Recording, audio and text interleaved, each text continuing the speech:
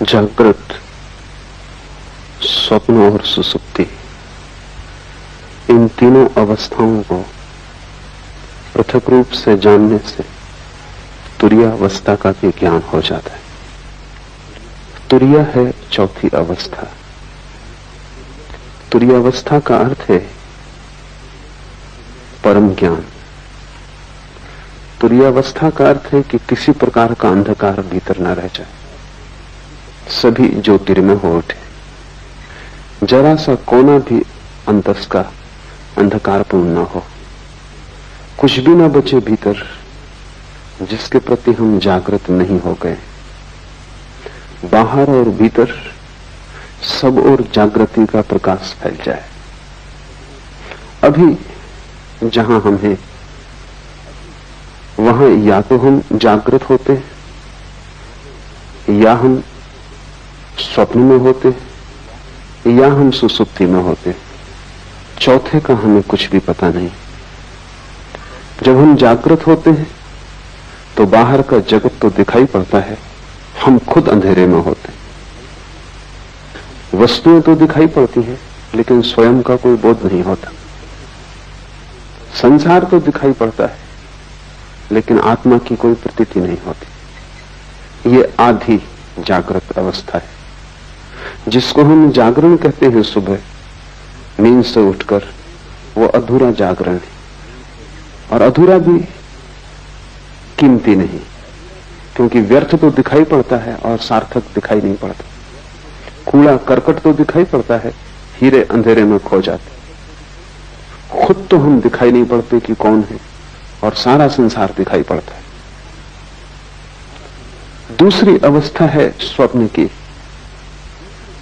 हम तो दिखाई पड़ते ही नहीं स्वप्न में, बाहर का संसार भी खो जाता है। सिर्फ संसार से बने हुए प्रतिबिंब मन में तैरते, उन्हीं प्रतिबिंबों को हम जानते और देखते। जैसे कोई दर्पण में देखता हो चांद को, या झील पर कोई देखता हो आकाश के तारों को। सुबह जागकर हम वस्तुओं को सीधा देखते हैं, स्वप्न में हम वस्तुओं के प्रतिबिंब देखते हैं, वस्तुएं भी नहीं दिखाई पड़ती। और तीसरी अवस्था है जिससे हम परिचित हैं, बाहर का जगत भी खो जाता है, वस्तुओं का जगत भी अंधेरे में हो जाता है, और प्रतिबिंब भी नहीं दिखाई पड़ते, स्वप्न भी तिरोहित हो जाता है। तब हम गहन अंधकार में पड़ जाते हैं। उसी को हम सुसुप्ति कहते हैं। सुसुप्ति में न तो बाहर का ज्ञान रहता न भीतर का। जागृत में बाहर का ज्ञान रहता है, और जागृत और सुसुप्ति के बीच की एक मध्य कड़ी है स्वप्न, जहां बाहर का ज्ञान तो नहीं होता लेकिन बाहर की वस्तुओं से बने हुए प्रतिबिंब हमारे मस्तिष्क में तैरते हैं और उन्हीं का ज्ञान होता है। चौथी अवस्था है तुरीया, वही सिद्धावस्था है। सारी चेष्टा उसी को पाने के लिए, सब ध्यान सब योग तुरीयावस्था को पाने के उपाय। तुरीयावस्था का अर्थ है भीतर और बाहर दोनों का ज्ञान। अंधेरा कहीं भी नहीं, न तो बाहर और न भीतर। पूर्ण जागृति, जिसको हमने बुद्धत्व कहा है, महावीर ने जिनत्व कहा है। न तो बाहर अंधकार है न भीतर, सब तरफ प्रकाश हो गया है। वस्तुओं को भी हम जानते हैं, स्वयं को भी हम जानते हैं। ऐसी जो चौथी अवस्था है वो कैसे पाई जाए, इसके ही ये सूत्र है। पहला सूत्र है जागृत, स्वप्न और सुसुप्ति, इन तीनों अवस्थाओं को पृथक रूप से जान लेने से तुरीयावस्था का ज्ञान हो जाता है। अभी हम जानते तो हैं लेकिन पृथक रूप से नहीं जानते। जब हम स्वप्न में होते हैं तब हमें पता नहीं चलता कि मैं स्वप्न देख रहा हूं, तब तो हम स्वप्न के साथ एक हो जाते। सुबह जाग के पता चलता है कि रात सपना देखा, लेकिन अब तो वो अवस्था खो चुकी। जब अवस्था होती है तब हम पृथक रूप से नहीं जान पाते, तादात्म्य हो जाता है। स्वप्न में लगता है कि हम स्वप्न हो गए, सुबह जाग के लगता है कि अब हम स्वप्न नहीं है, लेकिन अब हमारा तादात्म्य जागृत से हो जाता है। हम कहते हैं अब मैं जाग गया। लेकिन तुमने कभी सोचा कि रात तुम फिर सो जाओगे और ये तादात्म्य भी भूल जाएगा। फिर सपना आएगा और तुम सपने के साथ एक हो जाओगे। जो भी तुम्हारी आंख पर आ जाता है तुम उसी के साथ एक हो जाते हो, जबकि तुम सभी से पृथक हो। ये ऐसा ही है जैसे वर्षा आए और तुम समझने लगो कि मैं वर्षा हो गया, फिर गर्मी आए और तुम समझो कि मैं गर्मी हो गया, और फिर शीत आए और तुम समझो कि मैं शीत हो गया। लेकिन ये तीनों मौसम तुम्हारे आसपास हैं, तुम इन तीनों से अलग हो। बचपन था तो तुमने समझा कि मैं बच्चा हूं, जवान हुए तो तुमने समझ लिया कि मैं जवान हूं, बूढ़े हुए तो तुम समझ लोगे कि मैं बूढ़ा हूं, लेकिन तुम तीनों के पार हो। अगर तुम पार न होते तो बच्चा जवान होता कैसे? तुम्हारे भीतर कुछ है जो बचपन को छोड़ सका और जवान हो सका। वो कुछ बचपन और जवानी दोनों से अलग है। स्वप्न में तुम खो जाते हो, जागकर फिर तुम्हें लगता है सपना झूठ था। तुम्हारे भीतर कोई चेतना का तत्व है जो यात्रा करता है। स्वप्न, सुसुप्ति, जागृत तुम्हारे यात्रा के पड़ाव, तुम नहीं हो। और जैसे ही तुम इस बात को समझ पाओगे कि तुम पृथक हो, अलग हो, वैसे ही चौथे का जन्म शुरू हो जाएगा। वो पृथकता ही चौथा है। महावीर ने इसके लिए बहुत कीमती शब्द प्रयोग किया। महावीर कहते हैं भेद विज्ञान। ये कहते हैं सारा विज्ञान अध्यात्म का भेद को साफ साफ कर लेने में वही इस शिव सूत्र का अर्थ है कि तुम्हें तीनों अवस्थाएं अलग अलग हैं, इसका पता चल जाए। जैसे ही तीनों अवस्थाओं को तुम अलग अलग जान लोगे, तुम ये भी जान लोगे कि मैं तीनों से अलग हूं। तुम्हें भेद की कला आ गई। अभी हमारी मनोदशा ऐसी है कि जो भी हमारे सामने होता है हम उसी के साथ एक हो जाते हैं। किसी ने तुम्हें गाली दी, क्रोध उठा, उस क्षण में तुम क्रोध के साथ एक हो जाते। तुम भूल ही जाते हो कि क्षण भर पहले क्रोध नहीं था, तब भी तुम थे। क्षण भर बाद क्रोध फिर चला जाएगा, तब भी तुम रहोगे। तो क्रोध बीच में आया हुआ धुआं है। उसने तुम्हें कितने ही घेर लिया हो, लेकिन वो तुम्हारा स्वभाव नहीं। चिंता आती है तो चिंता का बादल घिर जाता है, सूरज छिप जाता है, तुम भूल ही जाते हो कि मैं पृथक हूं। सुख आता है तो तुम नाचने लगते हो, दुख आता है तो तुम रोने लगते हो। जो भी घटता है तुम उसी के साथ एक हो जाते हो। तुम्हें अपनी पृथकता का कोई बोध नहीं। इसे धीरे धीरे अलग करना सीखना होगा। हर स्थिति में अलग करना सीखना होगा। भोजन करते वक्त जानना कि जो भोजन कर रहा है वो शरीर है। भूख लगे तो जानना कि जिससे भूख लगी है वो शरीर है। मैं सिर्फ जानने वाला हूं। चेतना को कोई भूख लग भी नहीं सकती। गर्मी लगे और पसीना बहे तो जानना कि वो शरीर पर घट रहा है। इसका यह अर्थ नहीं कि तुम गर्मी में बैठे रहना और पसीना बहने देना, हटना, सुविधा बनाना, लेकिन शरीर के लिए ही सुविधा बनाई जा रही। तुम सिर्फ जानने वाले हो। धीरे धीरे प्रत्येक घटना जो तुम्हें घेरती है तुम उससे अपने को अलग करते जाना। कठिन है पृथक करना, क्योंकि बहुत बारीक फासला है, सीमा रेखा साफ नहीं है। क्योंकि अनंत जन्मों में तुमने तादात्म्य करना ही सीखा है, तोड़ना नहीं सीखा है। तुमने हमेशा अपने को जोड़ना सीखा है स्थितियों के साथ, तुम तोड़ने की बात ही भूल गए। इसका नाम ही बेहोशी है, ये जो तुमने जोड़ना सीख लिया है। एक सुबह मुल्ला नसरुद्दीन अस्पताल में अपने मित्र के पास बैठा। मित्र ने आंख खोली और उसने कहा कि नसरुद्दीन क्या हुआ? मुझे कुछ याद भी नहीं आता। नसरुद्दीन ने कहा कि रात तुम जरा ज्यादा पी गए और फिर तुम खिड़की पे चढ़ गए और तुमने कहा कि मैं उड़ सकता हूं, और तुम उड़ गए। 3 मंजिल मकान पर थे। घटना जाहिर है, सब हड्डियां पसलियां टूट गई। मित्र ने उठने की कोशिश की और कहा कि नसरुद्दीन, और तुम वहां थे और तुमने ये होने दिया, और तुम किस तरह के मित्र हो? नसरुद्दीन ने कहा ये बात मत उठाओ, उस समय तो मुझे भी लग रहा था कि तुम ये कर सकते हो, यही नहीं, अगर मेरे पजामे का नाड़ा थोड़ा ढीला ना होता तो मैं तुम्हारे साथ आ रहा था। तो कहां उड़ने में पजामा संभालूंगा, इसलिए मैं रुक गया और बच गया। तुम ही थोड़ी पी गए थे, मैं भी पी गया था। बेहोशी का अर्थ है जो भी चित्त में दशा आ जाए उसी के साथ एक हो जाना। शराबी को एक ख्याल आ गया कि उड़ सकता हूं, तो अब वो भेद नहीं कर सकता। सोचने के लिए जगह नहीं है, विवेक के लिए सुविधा नहीं है, इसी के साथ एक हो गया। तुम्हारा जीवन इसी शराबी जैसा है।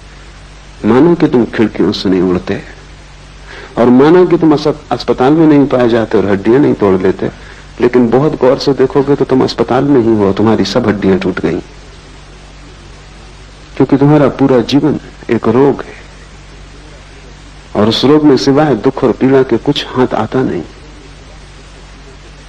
सब जगह तुम गिरे हो, सब जगह तुमने अपने को तोड़ा है, और सारे तोड़ने के पीछे एक ही मूर्छा का सूत्र है कि जो भी घटता है तुम उससे फासला नहीं कर पाते। थोड़े दूर हटो, एक एक कदम लंबी यात्रा है, क्योंकि हजारों लाखों जन्मों में जिसको बनाया है उसको मिटाना भी आसान नहीं होगा, पर टूटना हो जाता है, क्योंकि वही सत्य है। तुमने जो भी बना लिया है वो असत्य है, इसलिए हिंदू इसे माया कहते हैं। माया का अर्थ है कि तुम जिस संसार में रहते हो वो झूठ है। इसका यह अर्थ नहीं कि बाहर जो वृक्ष है वो झूठ है और पर्वत जो है वो झूठ है और आकाश में चांद तारे हैं वो झूठ है, नहीं। इसका केवल इतना ही अर्थ है कि तुम्हारा जो तादात्म्य है वो झूठ है, और उसी तादात्म्य से तुम जीते हो, वही तुम्हारा संसार है। कैसे तादात्म्य टूटे? तो पहले तो जागने से शुरू करो, क्योंकि वही थोड़ी सी किरण जागरण की है। स्वप्न से तो तुम कैसे शुरू करोगे? मुश्किल होगा। और सुसुप्ति का तो तुम्हें कोई पता नहीं है, वहां तो सब होश खो जाता है। जागृत से शुरू करो। साधना शुरू होती है जागृत से, वो पहला कदम। फिर दूसरा कदम है स्वप्न, और तीसरा कदम है सुसुप्ति। और जिस दिन तुम तीनों कदम पूरे कर लेते हो, चौथा कदम उठ जाता है। वो चौथा कदम है तुरीयावस्था, वो सिद्धावस्था है। जागृत से शुरू करो, क्योंकि वही रास्ता है, इसलिए उसको जागृत कहा है। वो जागृत है भी नहीं, क्योंकि कैसी जागृति जब तुम वस्तुओं में खोए हुए हो और अपने प्रति तुम्हें कोई भी होश नहीं। इसको क्या जागरण कहना? नाम मात्र को जागरण है, लेकिन इसको जागृत कहा है। ठीक जागृत तो हमने बुद्ध पुरुषों को कहा है, लेकिन ये जागरण है इस अर्थ में कि इसमें थोड़ी सी संभावना जागने की है। तो पहले तुम जागरण से शुरू करो। भूख लगे भोजन देना, लेकिन इस स्मरण को साधे रखना कि भूख शरीर को लगती है, मुझे नहीं। पैर में चोट लगे तो मलहम पट्टी करना, अस्पताल जाना, दवा लेना, लेकिन भीतर एक जागरण को साधे रखना कि चोट शरीर को लगी है, मुझे नहीं। इतने स्मरण को रखने से ही तुम पाओगे कि 99% पीड़ा तिरोहित हो गई। 99% पीड़ा इतना होश रखने से ही तिरोहित हो जाती कि जो चोट लगी है वो मुझे नहीं। इतना बोध भी तत्क्षण तुम्हारे दुख को विसर्जित कर देता है। 1% बची रहेगी, क्योंकि ये बोध पूरा नहीं है। जिस दिन बोध पूरा हो जाएगा उस दिन समग्र दुख विसर्जित हो जाता है। बुद्ध ने कहा है, जागृत पुरुष का दुख निरोध हो जाता। तुम उसे दुख नहीं दे सकते, तुम उसके हाथ पैर काट सकते हो, तुम उसकी हत्या कर सकते हो, तुम उसे आग में जला सकते हो, लेकिन दुख नहीं दे सकते, क्योंकि प्रतिपल जो भी घट रहा है वो उससे अलग है। तो जागने से शुरू करो। रास्ते पे चलना जरूर, लेकिन ध्यान रखना कि तुम नहीं चल रहे हो, शरीर ही चल रहा है। तुम कभी चले भी नहीं। तुम चलोगे कैसे? आत्मा का कोई पैर है कि वो चल सके? आत्मा का कोई पेट है कि उसे भूख लग सके? आत्मा की कोई भी वासना नहीं है, सभी वासना शरीर की। आत्मा निर्वासना है, इसलिए न चलती है न चल सकती है। तुम्हारा शरीर ही चल रहा है। इसे जब तक होश रहे संभालने की कोशिश करो। धीरे धीरे धीरे एक बड़ा अनूठा आह्लादकारी अनुभव होगा कि रास्ते पर तुम चलते हुए अचानक किसी दिन पाओगे कि तुम्हारे भीतर दो हिस्से हो गए, एक चल रहा है और एक नहीं चल रहा है, एक भोजन कर रहा है और एक नहीं भोजन कर रहा है। उपनिषद कहते हैं एक ही वृक्ष पर बैठे हैं दो पक्षी। ऊपर का पक्षी शांत है, न हिलता न डुलता, न रोता न हंसता, न आता न जाता, बस बैठा है शांत। नीचे का पक्षी बड़ा बेचैन, इस डाल से उस डाल पर उछलता है, इस फल को पकड़ता है, उसको पकड़ता है, बड़े सपने देखता है, बड़ी दौड़ धूप करता है। वो दोनों पक्षी तुम्हारे भीतर है। वो जो वृक्ष है वो तुम हो। एक तुम्हारे भीतर पक्षी है जो कभी हिला डुला नहीं, जो बस बैठा देख रहा है। उस पक्षी को हमने साक्षी कहा है। जीसस ने कहा है एक ही बिस्तर पर तुम सोते हो, उसमें एक मरा हुआ है और एक सदा जीवित, और एक सदा से मरा हुआ है और एक सदा जीवित रहेगा। वो बिस्तर तुम ही हो। जब रात तुम बिस्तर पर सोते हो तो एक उसमें मुर्दा है और एक उसमें शाश्वत चैतन्य है। पर फर्क करना, फासला करना, कठिन श्रम, उद्यम की जरूरत है। तो पहले तो तुम दिन से कोशिश करो, सुबह जब उठते हो, जब पहली किरण आती है होश की, तभी से तुम साधने की कोशिश करो। हजारों प्रयास करोगे तब कहीं एक प्रयास सफल होगा, पर एक भी सफल हो जाए तो तुम पाओगे कि हजारों साल भी मेहनत करनी महंगी नहीं थी। क्योंकि एक क्षण को भी तुम्हें यह पता चल जाए कि जो चल रहा है वो तुम नहीं, जो रुका है वो तुम हो, जो वासना से भरा है वो तुम नहीं, जो सदा निर्वासना है वो तुम हो, जो मरण धर्म है वो तुम नहीं, जो अमृत का स्रोत है वो तुम हो। एक क्षण को भी इसका पता चल जाए तो एक क्षण को भी तुम महावीर या बुद्ध हो जाओ या शिवत्व को उपलब्ध हो जाओ तो तुमने महासंपदा का द्वार खोल लिया। फिर यात्रा सरल है। स्वाद के बाद यात्रा बड़ी सरल है, स्वाद के पहले ही सारी कठिनाई है। दिन से शुरू करो, और अगर तुमने दिन से शुरू किया तो तुम धीरे धीरे सफल हो जाओगे, स्वप्न में भी। गुरुजीएफ इस सदी का एक बहुत बड़ा गुरु, महागुरु, वो अपने साधकों को पहले तो दिन में होश रखना सिखाता था, फिर स्वप्न में होश रखना सिखाता था। तो उसकी प्रक्रिया थी कि जब तुम सोने लगो तब एक ही बात स्मरण रखो कि ये स्वप्न है। अभी स्वप्न शुरू नहीं हुआ, तुम अभी जागे हो, तभी से तुम ये सूत्र अपने भीतर दोहराने लगो कि जो मैं देख रहा हूं ये स्वप्न है।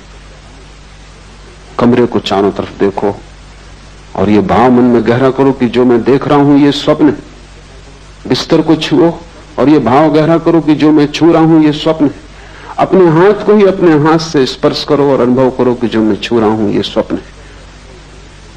ऐसे भाव को करते करते तुम सो जाओ। ये भाव की सतत धारा तुम्हारे भीतर बनी रहेगी। कुछ ही दिनों में तुम पाओगे कि बीच स्वप्न में तुम्हें अचानक याद आ जाता है कि ये स्वप्न है, और जैसे ही याद आता है स्वप्न उसी क्षण टूट जाता है।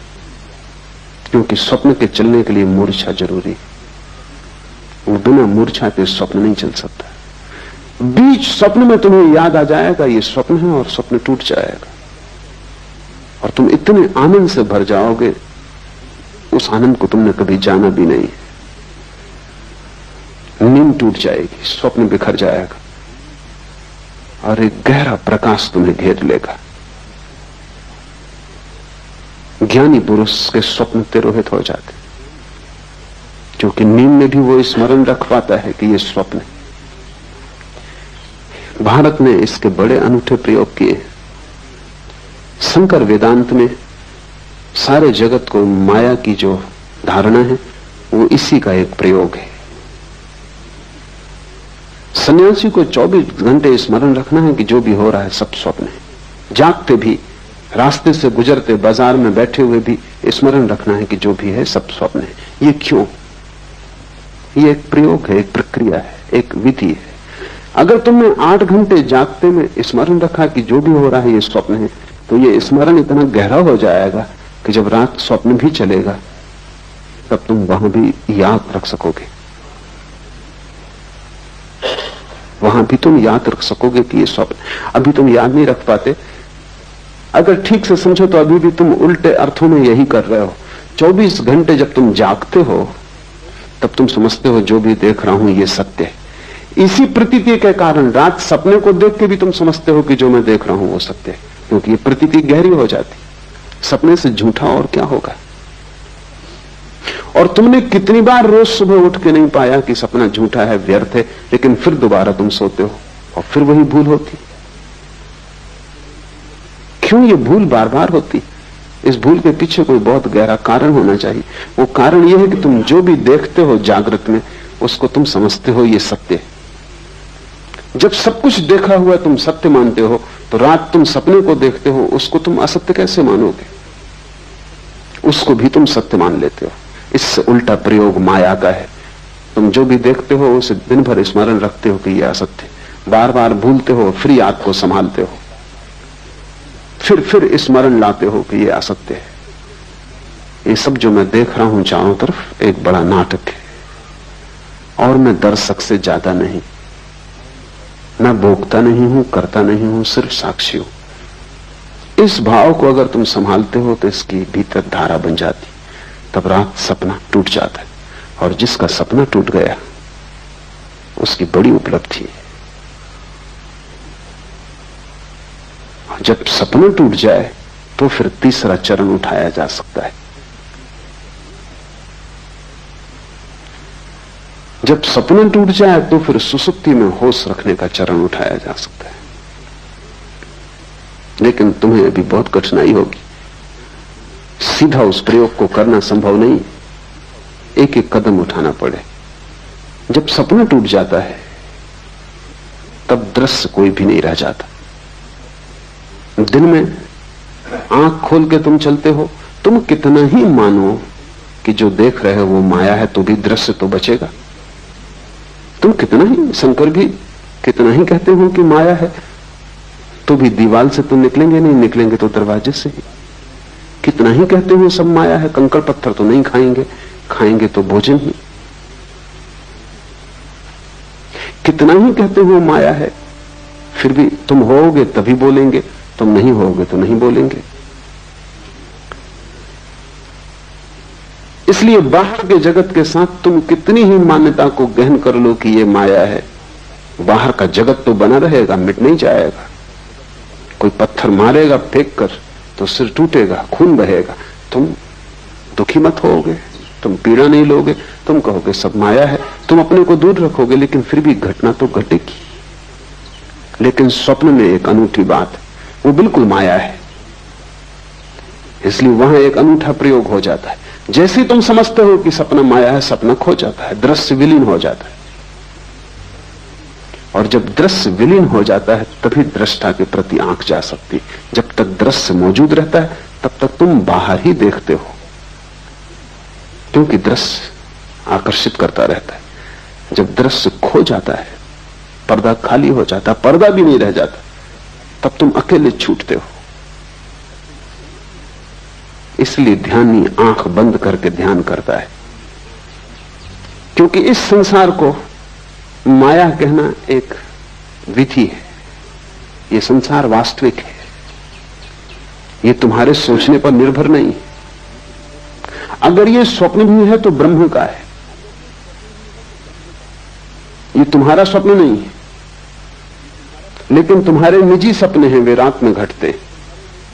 इसलिए बड़ी क्रांतिकारी घटना तो तब घटती जब तुम निजी स्वप्न को तोड़ देते हो। आकाश खाली हो जाता है, वहां देखने को कुछ नहीं बचता। नाटक समाप्त हुआ, घर जाने का वक्त आ गया। अब तुम करोगे भी क्या बैठे बैठे? इस घड़ी में अचानक आंख मुड़ती है, क्योंकि बाहर कुछ भी खोजने को नहीं रह जाता, देखने को नहीं रह जाता, सोचने को नहीं रह जाता, कोई दृश्य नहीं बचता। तो जो ऊर्जा दृश्य की तरफ जाती थी वो स्वयं की तरफ मुड़ती। स्वयं की तरफ मुड़ती हुई ऊर्जा ही ध्यान है। और जैसे ही स्वयं की तरफ मुड़ती है तब तुम सुसुप्ति में भी होश रख सकते हो, क्योंकि तुम तो होते हो। संसार नहीं होता सुसुप्ति में, स्वप्न नहीं होता सुसुप्ति में, क्योंकि तुम दोनों को देखने में अटके थे, इसलिए सुसुप्ति में बेहोशी रहती थी। अब तुम्हारी अटक टूट गई, अब दृश्य से तुम्हारा कोई संबंध न रहा। अब दृश्य के बिना भी तुम हो सकते हो। अब दिया जलता है, उसकी दिए को कोई फिक्र नहीं कि दिए के प्रकाश में कोई गुजरता है या नहीं गुजरता। अब तुम्हारा जीवन भीतर की तरफ मुड़ेगा, तब तुम सुसुप्ति में जाग जाओगे। स्वप्न के टूटने पर जो प्रयोग करने का है वो ये है कि जैसे ही स्वप्न टूट जाए आंख मत खोलना, क्योंकि आंख खोली तो जगत बाहर मौजूद है, फिर दृश्य मिल जाएगा। जब स्वप्न टूट जाए तो आंख मत खोलना, गौर से देखे चले जाना शून्य को। स्वप्न खो गया, जहां स्वप्न था अब वहां स्वप्न नहीं। तुम गौर से उस शून्य को देखे चले जाना। उस शून्य को देखने में ही तुम पाओगे कि तुम्हारी चेतना भीतर की तरफ मुड़ने लगी, अंतर्मुखी हो गई। तब तुम सुसुप्ति में भी जागे रहोगे। यही कृष्ण ने गीता में कहा है कि जब सब सो जाते हैं तब भी योगी जागता है। जो सबके लिए निद्रा है वो योगी के लिए निद्रा नहीं, वो सुसुप्ति में भी जागा हुआ है। और जब तुम तीनों को पृथक पृथक देख लेते हो तब तुम चौथे हो गए, अपने आप चौथे हो गए। तुरीय का अर्थ है चौथा, द फोर्थ। उस शब्द का और कोई अर्थ नहीं, उसे कोई शब्द का अर्थ देने की जरूरत भी नहीं है, बस चौथा कहना काफी है। क्योंकि सभी अर्थ उसको बांध लेंगे, सभी शब्दों से बांध लेंगे, सिर्फ इशारा काफी है, क्योंकि वो अनंत है और असीम है। जैसे ही तुम तीन के बाहर हुए तुम परमात्मा हो। इन तीन में तुम प्रविष्ट हो गए हो, इसलिए संकीर्ण हो गए हो। ये ऐसा ही है जैसे कि तुम खुले आकाश से एक टनल में, एक बोगदे में प्रवेश कर जाओ और बोगदा छोटा होता जाए। इंद्रियों तक आते आते तुम बिल्कुल संकीर्ण हो गए हो। पीछे लौटना है। जैसे जैसे तुम पीछे लौटते हो तुम्हारा आकाश बड़ा होता जाता है। जिस क्षण तुम तीनों के पार अपने को देख लेते हो उस दिन तुम महाकाश हो, उस दिन तुम परमात्मा हो। ऐसे ही जैसे कि कोई आदमी दूरबीन से देखता है आकाश को, दूरबीन का छोटा सा छेद, वो अपनी सारी आंखों को उसी पर लगा देता है। फिर दूरबीन से आंखें हटाता है, तब उसे पता चलता है कि मैं दूरबीन नहीं हूं।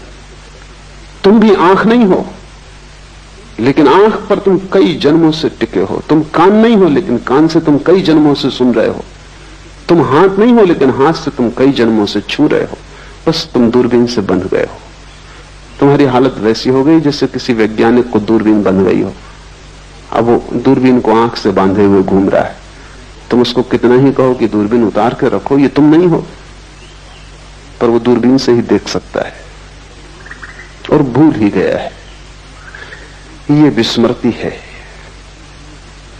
इस विस्मृति को तोड़ने की प्रक्रिया है। जागृत से शुरू करो, सुसुप्ति पर पूर्ण होने दो।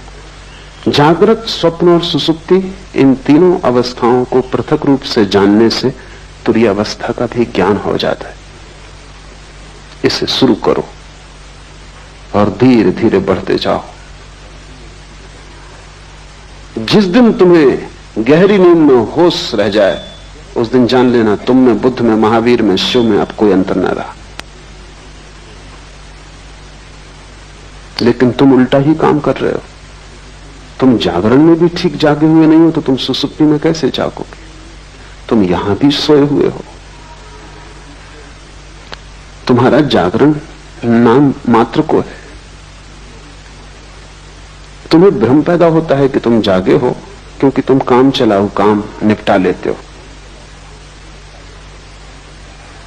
साइकिल चला लेते हो, तुम सोचते हो तुम जागे हुए हो। कार चला लेते हो, तुम सोचते हो तुम जागे हुए हो। लेकिन तुमने कभी ख्याल किया कि ये सब ऑटोमेटिक हो गया है, यंत्रवत हो गया है।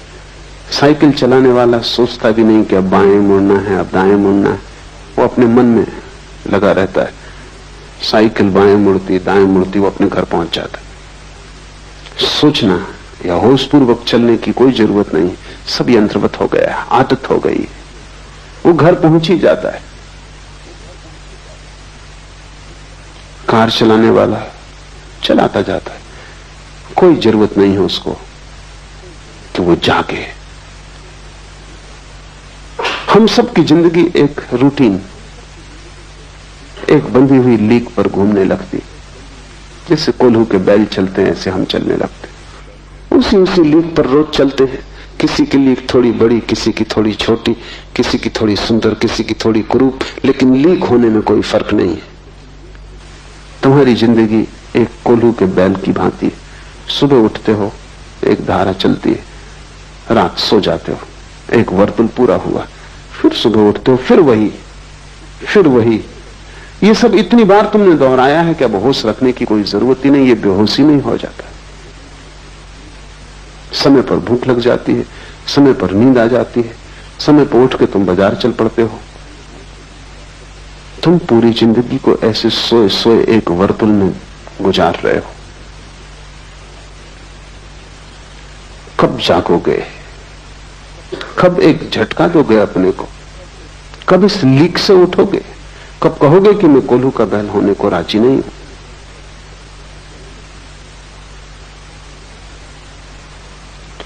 जिस दिन तुम्हें झटका देने का ख्याल आ जाएगा, उसी दिन से परमात्मा की यात्रा शुरू हो जाती। मंदिर जाने से तुम धार्मिक नहीं होते, क्योंकि वो भी तुम्हारी कोल्हू की लीक का हिस्सा है। तुम वहां भी चले जाते हो,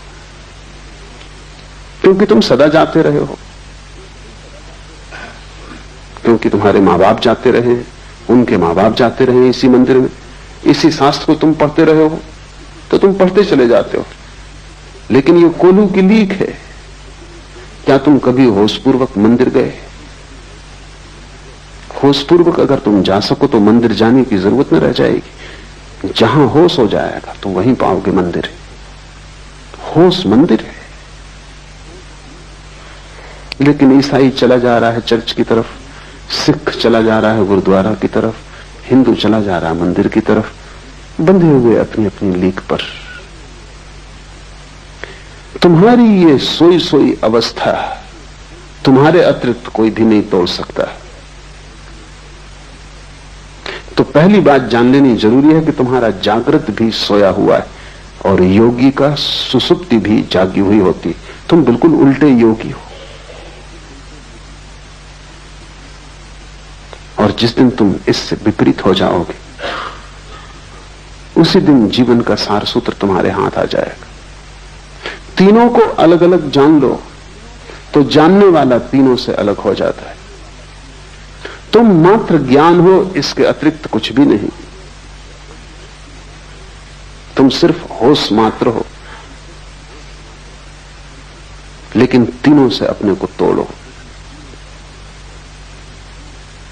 पढ़ता था मैं एक सूफी फकीर के संबंध में, जुन्नत के बाबत। कोई उसे गाली दे जाता तो वो कहता कि कल आके उत्तर दूंगा। कल जाके कहता कि अब उत्तर की कोई जरूरत नहीं। तो आदमी पूछता कि कल मैंने गाली दी, कल तुमने क्यों उत्तर न दिया? कि तुम अनूठे आदमी हो, गाली किसी को दो तो वो उसी वक्त उत्तर देता, क्षण भर नहीं रुकता। जुन्नत ने कहा कि मेरे गुरु ने कहा है कि अगर जल्दी की तो मूर्छा हो जाती, तो थोड़ा वक्त देना। कोई गाली दे, उसी वक्त अगर उत्तर दिया तो उत्तर मूर्छा में दिया जाएगा, क्योंकि गाली तुम्हें घेरे होगी, उसका ताप तुम्हें पकड़े होगा, उसका धुआं अभी आंखों में होगा। थोड़ा बादल को गुजर जाने दो, 24 घंटे का वक्त दो, फिर उत्तर देना। और जुन्नत कहता कि मेरा गुरु बहुत चालबाज आदमी था, क्योंकि जब से मैं उत्तर ही नहीं दे पाया। 24 घंटा कोई रुक जाए क्रोध करने को तो तुम सोचते हो क्रोध कर पाएगा। 24 मिनट भी रुक जाए तो क्रोध असंभव है, 24 सेकंड रुक जाए तो क्रोध असंभव है। सच तो यह है कि 1 सेकंड भी अगर रुक जाए और देख ले तो क्रोध असंभव है। लेकिन तुम रुकते ही नहीं। उधर किसी ने गाली दी, जैसे किसी ने बिजली का बटन दबाया, इधर तुम्हारा पंखा चला। इसमें रत्ती भर का फासला नहीं है, इसमें जरा सी भी संध नहीं है, और तुम सोचते हो कि तुम बड़े होशपूर्ण हो। तुम मालिक भी नहीं हो अपने। बेहोश आदमी अपना मालिक हो भी नहीं सकता। कोई भी बटन दबाता है और तुम्हें चलाता है। कोई आया, तुम्हारी खुशामद की और तुम खिलखिला गए, गदगद हो गए। किसी ने तुम्हारा अपमान किया और तुम आंसुओं से भर गए। तुम मालिक हो अपने, या हर कोई तुम्हें चलाता है? और जो तुम्हें चला रहे हैं वो भी अपने मालिक नहीं, तुम गुलामों के गुलाम हो। और बड़ा मजा है कि सब एक दूसरे को चलाने में कुशल है और उनमें से एक भी होश में नहीं। इससे बड़ा और कोई अपमान नहीं हो सकता आत्मा का कि हर कोई तुम्हें चलाता है। मुल्ला नसरुद्दीन एक दफ्तर में काम करता था। सभी नाराज थे उसके काम से, क्योंकि काम तो कुछ था ही नहीं। या तो वो सोया रहता या झपकी खाता रहता। आखिर दफ्तर के लोग परेशान इतने हो गए कि धीरे धीरे लोगों ने उसको कहना भी शुरू कर दिया। मालिक ने भी कहा, डांटा डपटा भी, लेकिन उसमें कुछ फर्क न हुआ। इतना अपमान और सब उपद्रव के कारण उसने इस्तीफा दिया। बदलना तो मुश्किल था, इस्तीफा देना आसान था।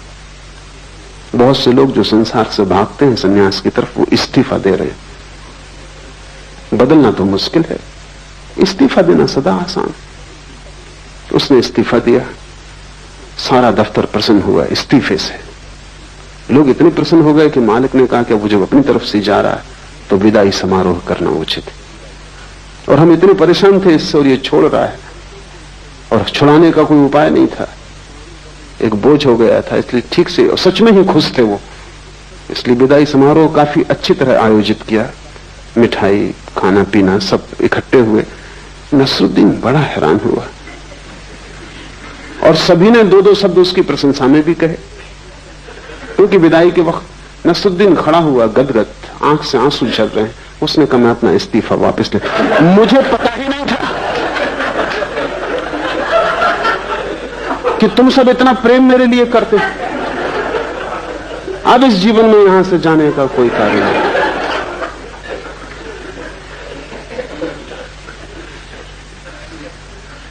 हम संचालित हो रहे हैं और अक्सर यह होता है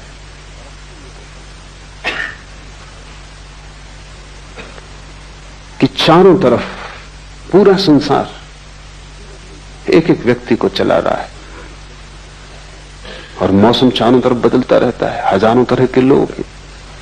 इसलिए तुम्हारे भीतर एक गहरा विभ्रम और एक कंफ्यूजन होगा ही, क्योंकि तुम एक से चालित नहीं हो। एक से चालित तो वही है जो भीतर जागा हुआ है। उसकी जिंदगी में एक स्पष्टता होगी, निरभ्रता होगी, उसके जीवन में एक सफाई होगी, एक निर्णय होगा, उसके जीवन में एक दिशा होगी। तुम्हारे जीवन में कोई दिशा नहीं हो सकती। तुम तो ऐसे जैसे कोई आदमी भीड़ में धक्के में चलता है, वो चल भी नहीं रहा, लेकिन भीड़ इतना धक्का दे रही है कि खड़ा भी नहीं रह सकता। कोई बाएं धक्का देता है तो वो बाएं चला जाता है, कोई दाएं धक्का देता है तो दाएं चला जाता है। तुम्हारी पूरी जिंदगी भीड़ में चलती हुई है। तुम गौर से देखो, समझ में आ जाएगा। कोई कुछ कह रहा है वो तुम करते हो, फिर कोई कुछ और कहता है वो तुम करते हो, फिर तुम्हारे भीतर इतने विरोधाभास हो जाते। एक आदमी मेरे परिचित हैं, चोट लग गई थी, थोड़ी सी चोट थी, रिक्शा उलट गया था, फिर अस्पताल से भी छूट गए, फिर 6 महीने भी बीत गए, भले चंगे भी हो गए, लेकिन फिर भी वो अपनी बैसाखी। तो मैं उनको पूछा, कभी बैसाखी कब छोड़ोगे? कहते, छोड़ना तो मैं भी चाहता हूं, मेरा डॉक्टर कहता है बेकार है, लेकिन मेरा वकील कहता है अभी रखो, जब तक मुकदमा तय न हो जाए। तो किसकी सुनूं? तुम्हारा वकील कुछ कहता है, तुम्हारा डॉक्टर कुछ कहता है, पत्नी कुछ कहती, पति कुछ कहता, बेटा कुछ कहता, बाप कुछ कहता। चारों तरफ तुम्हें चलाने वाले मालिक, करोड़ों मालिक हैं और तुम अकेले हो, और तुम सबकी सुनते हो। जो भी दबा देता है उसी की सुनते हो। तब तुम्हारे भीतर सब दरारें बढ़ जाती, खंड खंड हो जाता है व्यक्तित्व। जब तक तुम भीतर की न सुनोगे तब तक तुम अखंड नहीं हो सकते। मैं सन्यासी उसे कहता हूं जिसने भीतर की आवाज सुननी शुरू कर दी, और जब वो भीतर की आवाज पर सब दांव लगाने को राजी है। लेकिन भीतर की आवाज तुम्हें समझ में भी ना आएगी जब तक तुम बेहोश हो। तब तक अगर तुमने भीतर की आवाज समझी भी कि भीतर की है तो वो भीतर की ना होगी, वो भी बाहर की आवाज होगी। बेहोश आदमी को भीतर की आवाज का क्या पता। नहीं तो दिल्ली में बैठे सभी राजनीतिक अंतरात्मा की आवाज की बात करते। इंदिरा, गिरी, अंतरात्मा की आवाज। अंतरात्मा का पता कैसे सोए हुए आदमी को? कौन सी आवाज अंतरात्मा की तुम्हें कैसे पता? जो भी आवाज तुम्हारी वासनाओं को तृप्त करती मालूम पड़ती है, अंतर्वासना की आवाज, उसे तुम अंतरात्मा की आवाज कहते हो।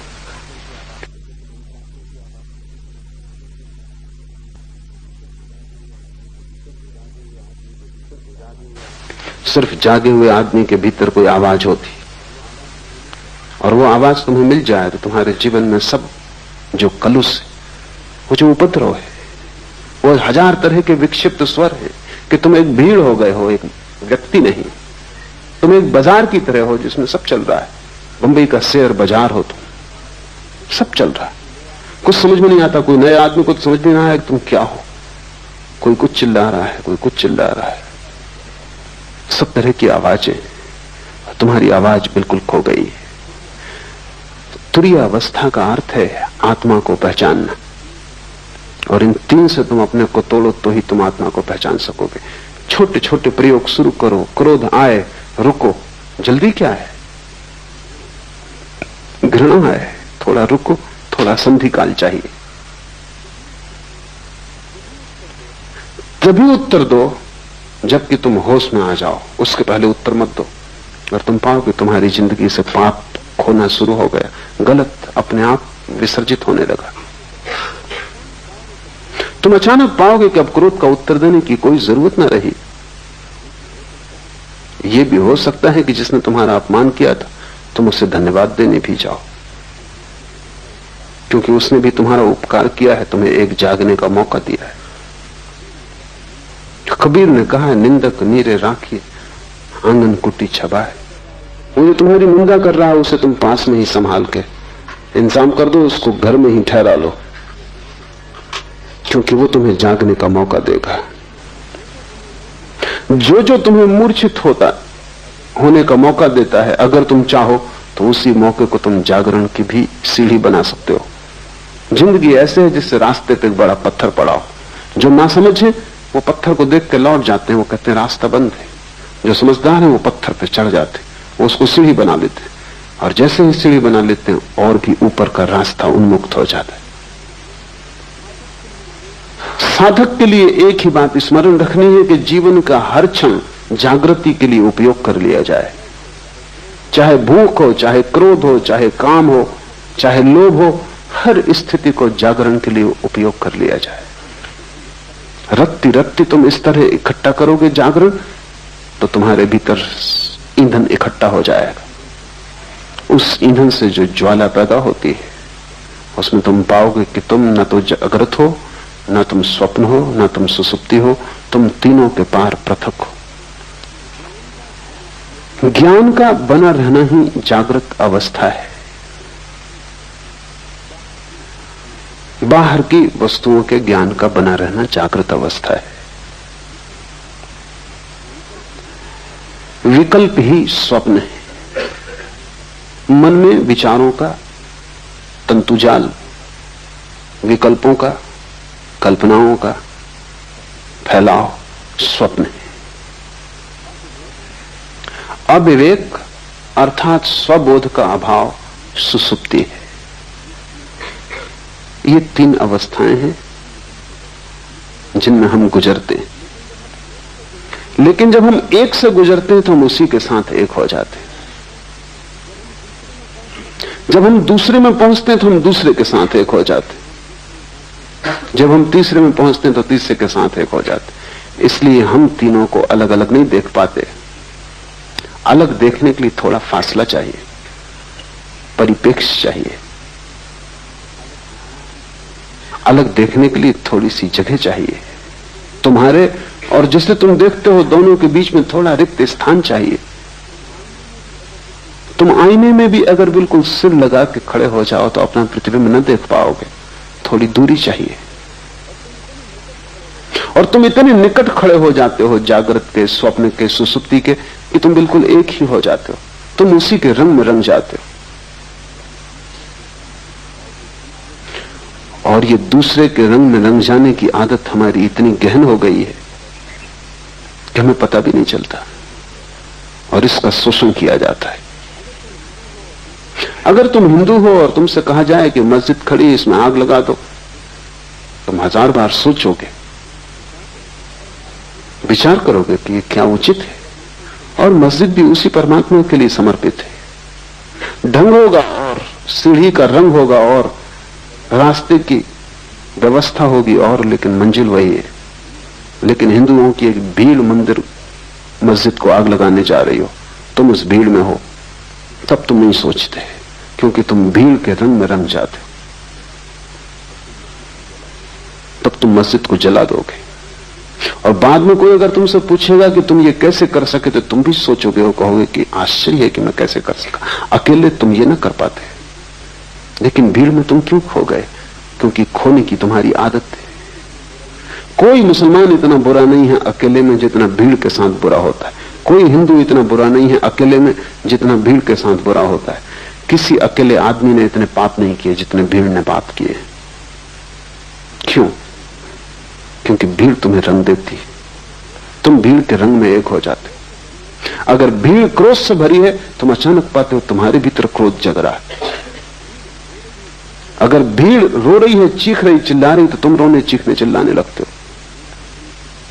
अगर भीड़ प्रसन्न है, तुम अपना दुख भूल जाते हो और प्रसन्न हो जाते हो। ख्याल करो, तुम किसी के घर गए हो, कोई मर गया है, वहां अनेक लोग रो रहे हैं, अचानक तुम पाते हो तुम्हारे भीतर भी रुदन उठा आ रहा है। शायद तुम सोचते होगे कि तुम बड़े करुणावान हो, शायद तुम सोचते हो कि तुम बड़ी दया और प्रेम से भरे हुए व्यक्ति हो, शायद तुम सोचते हो कि सहानुभूति के कारण ये आंसू आ रहे हैं, तो तुम गलती में हो। क्योंकि घर भी तुमने ये खबर सुनी थी कि वो आदमी मर गया, तब तुम्हें कुछ भी ना हुआ था, क्योंकि तुम अकेले थे। तब तुमने सोचा होगा कि ठीक है, मरना जीना लगा ही रहता है। बजाय इसके कि आदमी मर गया, इससे तुम्हें दुख होता, तुम्हें यही झंझट आई होगी कि अब जाना पड़ेगा और संवेदना प्रकट करनी पड़ेगी। और 25 दूसरे काम थे, अब एक और उपद्रव बीच में आ गया। और ये आदमी था ही ऐसा, बेवक्त मरा। कोई वक्त था आज मरने का? ये तुम्हारे विचार रहे होंगे। लेकिन तुम जब घर में पहुंचोगे और वहां तुम लोगों को रोते देखोगे, भीड़ जब वहां दुखी हो रही होगी, तुम अचानक पाओगे तुम्हारे भीतर भी बड़े भाव उठ। ये भाव 2 कौड़ी के और खतरनाक है, क्योंकि भीड़ तुम्हें रंगे दे रही है। तुम अपने को बचाना। ऐसी सहानुभूति किसी मतलब की नहीं जो भीड़ से आती हो, जो तुम्हारे हृदय से ना आती हो। तुमने देखा कि दुखी, बेचैन, परेशान लोग भी होली के हुल्लड़ में बड़े आनंदित दिखाई पड़ने लगते, तो भी नाचने गाने लगते, गुलाल उड़ाने लगते। जिनकी जिंदगी में गुलाल बिल्कुल भी नहीं है और जिनकी जिंदगी में कभी कोई खुशी, कोई गीत नहीं देखा गया, अचानक रास्तों पर रंग फेंक रहे। हुआ क्या इनको? यही आदमी कल चला जा रहा था, मरा मरा, इसका पैर नहीं उठ रहा था, इसकी जिंदगी ऐसी थी जैसे सुसुप्त, और यही आदमी आज नाच रहा है। भीड़ ने रंग दिया ऐसे। साधक को भीड़ से सावधान होना चाहिए। तुम अपनी आवाज खोजो, अपना स्वर खोजो। भीड़ तुम्हें सदा से धक्के दे रही है और तुम भीड़ के साथ, जो भीड़ तुम्हें बनाती है वही तुम हो जाते हो। ये क्यों हो पाता है? ये इसलिए हो पाता है कि तुम पृथकता अपनी अनुभव नहीं करते, और जहां भी तुम्हें अपनी पृथकता खोने का मौका मिलता है, तुम तत्क्षण खो देते हो। तुम उधार बैठे हो कि कहीं भी डूब जाओ। नींद आई तो नींद में डूब गए, जागृत आया तो जागृत में डूब गए, स्वप्न आया तो स्वप्न में डूब गए। लोग दुखी हैं तो तुम दुखी हो गए, लोग सुखी हैं तो तुम सुखी हो गए।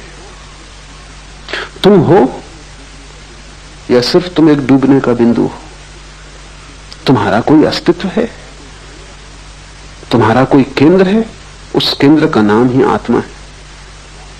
अपने अस्तित्व को जगाओ, डूबने से बचो। इसलिए सारे धर्म शराब के विरोध में। शराब में ऐसी कोई खराबी नहीं, लेकिन सभी धर्म विरोध में।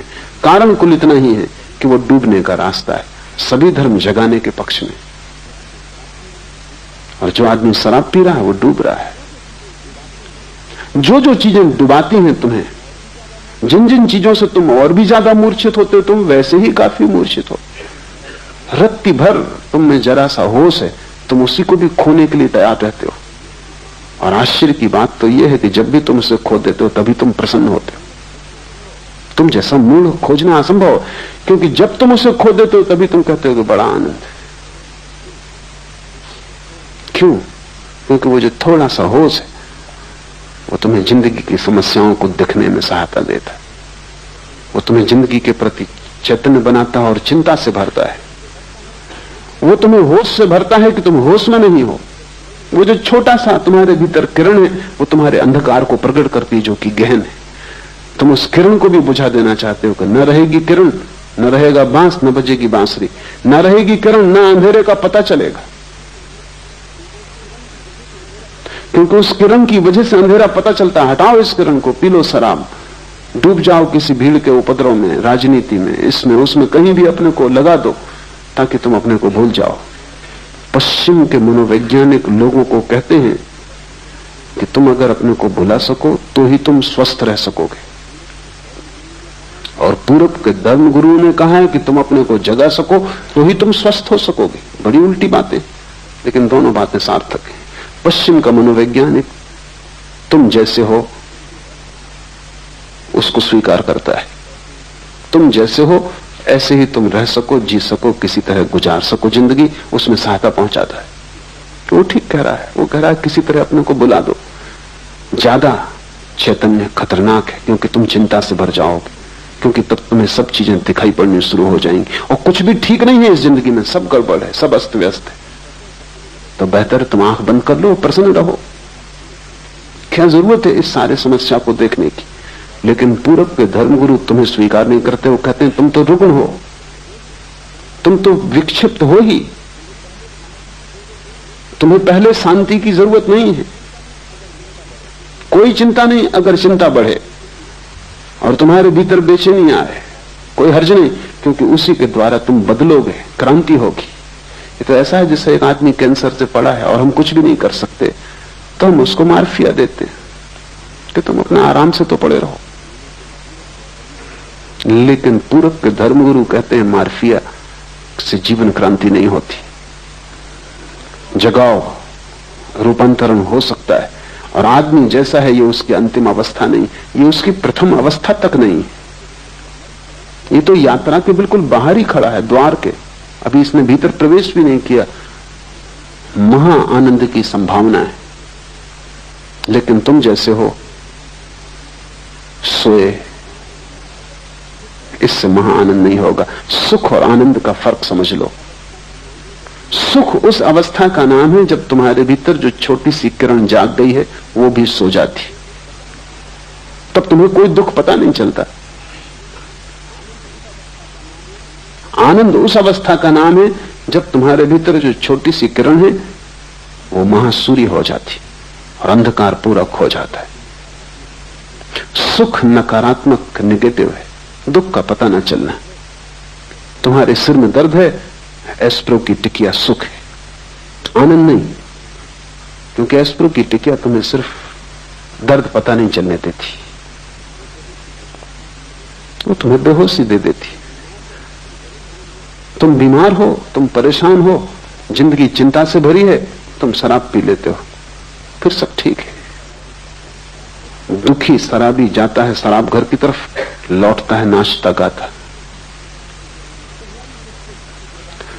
तुम्हारी जो छोटी सी प्रकाश की किरण है उसे खोकर तुम सुख खरीदते हो, उससे तुम्हें आनंद कभी भी न मिलेगा, क्योंकि सुख सिर्फ दुख का भूल जाना है, विस्मरण है, और आनंद आत्मा का स्मरण है, वो भूल जाना नहीं है, वो पूरी स्मृति है। कबीर ने उसे सुरति कहा है, वो पूर्ण स्मरण है। ये सूत्र तुम्हें पूर्ण स्मरण की तरफ ले जाएंगे। तो ध्यान रखना, जो चीज बेहोश करती हो उससे बचना। और बेहोश करने के इतने सुगम उपाय हैं कि तुम्हें पता भी नहीं, तुम उनमें इतने ज्यादा ग्रस्त हो गए हो कि तुम्हें ख्याल भी नहीं। एक आदमी खाने के पीछे पागल है, वो खाते ही रहता है, तुम्हें ख्याल नहीं है कि वो खाने से शराब का उपयोग कर रहा है। ज्यादा भोजन निद्रा लाता है, ज्यादा भोजन सुसुप्ति देता है, इसलिए अगर किसी दिन तुमने उपवास किया तो रात तुम सो ना सकोगे, क्योंकि भोजन की एक अपनी तंद्रा है। तो जो आदमी 24 घंटे खाने में लगा है, वो खाने के माध्यम से बेहोशी खोज रहा है। एक आदमी महत्वाकांक्षा की यात्रा में लगा है, वो कहता है कि जब तक करोड़ रुपए ना हो तब तक मैं रुकने वाला नहीं। तब तक वो दीवाने की तरह लगा है, सुबह हो, रात हो, दिन हो, अंधेरा हो, उजेला हो, कुछ फिक्र नहीं। उसके मन में एक गणित चल रहा है, 1 करोड़। उस एक गणित के प्रति समर्पित है, उसे कोई चिंता नहीं घेरती, उसे कोई चिंता नहीं, बस उसको 1 करोड़। उसको चिंता उस दिन घेरेगी जब 1 करोड़ पाने में सफल हो जाए। तब अचानक वो पाएगा कि बेकार गए, अब क्या करना है। मैंने सुना है पागलखाने में 3 आदमी बंद थे एक ही कोठरी में, क्योंकि एक ही साथ पागल हुए थे, तीनों पुराने साथी थे, एक दूसरे को रंग दिया होगा।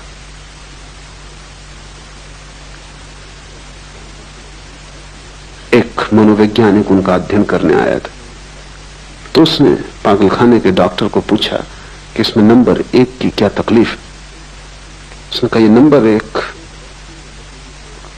एक रस्सी में लगी हुई गांठ को खोलने का उपाय कर रहा था और खोल नहीं पाया, उसी में पागल हुआ। और ये दूसरा क्या कर रहा था, ये भी वही गांठ खोल रहा था रस्सी में लगी, और खोलने में सफल हो गया और इसीलिए पागल हुआ। उन्होंने वैज्ञानिक थोड़ा हैरान हुआ। उसने कहा, ये तीसरे सज्जन? उसने कहा, ये वो सज्जन है जिनने गांठ लगाई थी।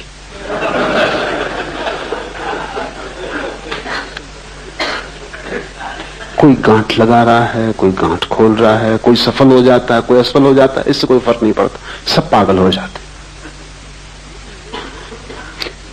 लेकिन लोग गांठ लगाने खोलने में उलझे क्यों हैं? अपने से बचने के लिए। स्वयं से बचने की तरकीबें, नहीं तो स्वयं का सामना करना पड़ेगा। न कोई महत्वाकांक्षा है, न दिल्ली जाना है, न कोई राजनीति करनी है, न कोई चुनाव लड़ना है, न धन कमाने का कोई पागलपन है। फिर आप अपने से कैसे बचोगे? फिर कहीं ना कहीं खुद से मिलना हो जाएगा। वो भय कि कहीं खुद से मिलना ना हो जाए, उससे हाथ पैर कपते। तुम सुनते हो बहुत कि आत्मा को जानो, लेकिन अगर तुम खुद को समझोगे तो तुम आत्मा को जानने से बचने के सब उपाय करते हो। कहते हैं बुद्ध पुरुष कि आत्मा को जानने से महा आनंद की वर्षा होती, अमृत बरसता है। कबीर कहते हैं कि बादल गरजते हैं अमृत के और अमृत बरसता है। लेकिन ये घटना बहुत अंत में घटती है, पहले तो बहुत दुख से गुजरना पड़ता है, क्योंकि तुमने जितने धोखे दिए हैं जिंदगी में अनंत जन्मों में, उन सब धोखों को तोड़ना पड़ेगा। और हर धोखे के तोड़ने में दुख होता है, हर धोखे को तोड़ने में दुख होता है, क्योंकि धोखे ने एक मधुरता दी थी, एक नींद दी थी, एक बेहोशी दी थी। अब उसको तोड़ो, और बिना उनको तोड़े तुम पहुंच ना पाओगे उस जगह जहां आकाश अमृत के बादलों से भर जाता है और जहां आनंद की वर्षा होती। वो बीच का मार्ग ही तपश्चर्या है। जागने से शुरू करो तुम्हारे तप को, फिर स्वप्न में ले जाओ, फिर सुसुप्ति में ले जाओ। विकल्प स्वप्न है, चित्त का विकल्पों से भरे रहना स्वप्न की दशा है। तो ये मत सोचना कि तुम रात में ही सपना देखते हो, तुम दिन में भी देखते रहते हो। जरूरी नहीं कि तुम यहां बैठे हो तो तुम यहां बैठे हो सकता है तुम मुझे सुन भी रहे हो और सपना भी देख रहे हो। तुम्हारे भीतर 24 घंटे एक अंतर्धारा सपने की चलती रहती। जागने में भी भीतर तो एक सपना तुम्हें घेरे ही रहता है, कुछ ना कुछ चलता ही रहता है। कभी भी आंख बंद करो और तुम पाओगे कि भीतर कुछ चल रहा है। यह हालत ऐसी है जैसे दिन में, रात में तो आकाश में तारे दिखाई पड़ते हैं, दिन में दिखाई नहीं पड़ते, क्योंकि सूरज के प्रकाश में ढक जाते। इससे तुम ये मत समझना कि खो जाते, वो अपनी जगह है, खोएंगे कहां, जाएंगे कहां। तुम किसी गहरे कुएं में चले जाना और गहरे कुएं में से खड़े होकर दिन में देखना तो तुम्हें तारे आकाश में दिन में भी दिखाई पड़ जाएंगे, क्योंकि तारों को देखने के लिए अंधेरा चाहिए। सूरज की रोशनी की वजह से तारे दिखाई नहीं पड़ते। यही हालत स्वप्न की है। रात में ही सपने दिखाई पड़ते हैं ऐसा नहीं है, लेकिन रात का अंधकार चाहिए, आंख बंद हो तो दिखाई पड़ते। दिन में आंखें खुली हैं, 25 और काम करने जरूरी हैं। सपने तो भीतर बने रहते हैं, दिखाई नहीं पड़ते। दिन में भी तुम अगर आराम कुर्सी पर आंख बंद करके बैठ जाओ, तत्क्षण देवा स्वप्न शुरू हो जाएगा। वो चल ही रहा था, वो भीतर चलता ही रहता है, उसका एक अंतर सूत्र है। इस अंतर सूत्र को तोड़ना बहुत जरूरी, क्योंकि दिन में तुम तोड़ सको तो रात में तोड़ पाओगे, दिन में ही न तोड़ सके तो रात में कैसे तोड़ोगे। सभी मंत्रों का उपयोग इस अंतर सूत्र को तोड़ने के लिए किया जाता है। जैसे कि कोई एक आदमी को मंत्र दे दिया उसके गुरु ने कि तू काम कर, बाजार जा, सामान बेच, खरीद, लेकिन भीतर राम राम राम की अंतर्ध्वनि चलने दे। ये क्या है? अगर तुम काम करते वक्त भीतर राम की अंतर्ध्वनि चलने दो तो वो जो शक्ति स्वप्न बनती थी, स्वप्न की धारा बनती थी, वो राम की धारा बन जाएगी, क्योंकि वही शक्ति है जो भीतर सपना बनती। तो भीतर तुमने एक अपना ही सपना पैदा कर लिया, राम राम राम राम। बाहर तुम सब काम करते हो और भीतर तुम राम का अनुस्मरण करते हो, तो वो जो शक्ति तुम्हारे भीतर खाली पड़ी सपना देखती थी, वो राम का स्मरण बन जाएगी। इससे कुछ राम नहीं मिल जाएंगे, लेकिन सपने के तोड़ने में सहायता मिलेगी। और जिस दिन तुम रात नींद में भी पाओगे कि सपना नहीं चल रहा बल्कि राम की धारा चल रही, उस दिन समझ लेना कि दिन में सपना टूट गया। तो मंत्र की सफलता नींद में पता चलती, दिन में पता नहीं चलती। कैसे पता चलेगी? अगर तुम दिन भर राम का जप करते रहे हो तो रात सोते समय सपना पैदा नहीं होगा, राम की धारा चलेगी। ये धारा इतनी सघन हो सकती है कि तुम कल्पना भी नहीं कर सकते। स्वामी राम राम राम जपते रहते थे। तो एक रात हिमालय में ठहरे वो अपने एक मित्र के पास, सरदार पूर्ण सिंह के पास, अकेली कोठरी में थे। दूर पहाड़ में बनी कोठरी थी, वहां कोई पास था भी नहीं, मीलों तक।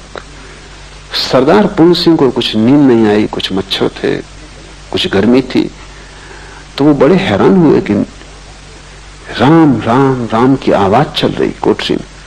स्वामी राम तो सो गए।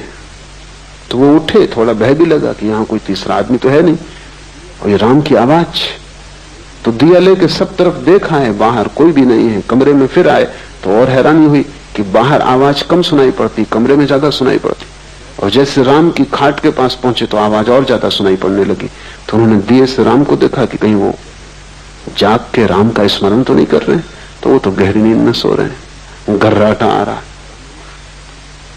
तो वो बहुत हैरान हुए, करीब आके बैठ गए, कान लगा के सुनने लगे। पूरे शरीर के रोए रोए से राम की आवाज आ रही।